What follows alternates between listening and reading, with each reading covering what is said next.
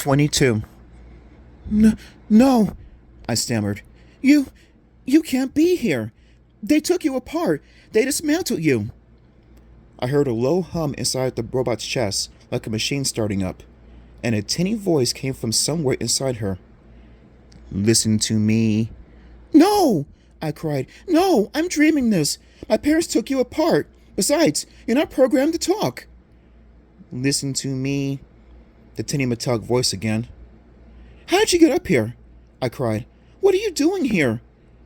The robot didn't have a chance to answer. My parents' bedroom door swung open, and the two of them staggered sleepily into the hall. I heard voices, Dad said, adjusting the top of his pajama pants. Mom brushed her hair down with both hands. Then she clicked on the hall light. Yellow light poured over Francine and me. Mom and Dad were both blinking at us in disbelief. Livy, why did you put her back together again?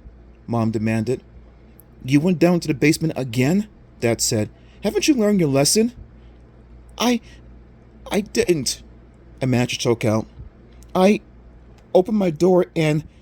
This is not acceptable, Dad said angrily. He stepped up to Francine, his eyes running up and down the robot, a frown on his face. We have to have some rules, Livy.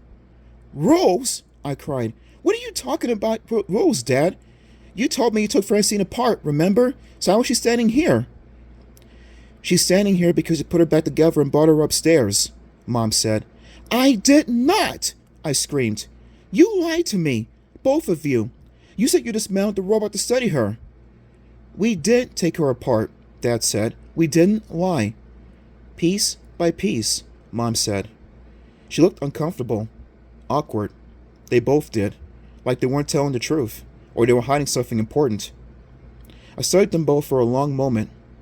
Mom had her arms crossed tightly in front of her nightshirt.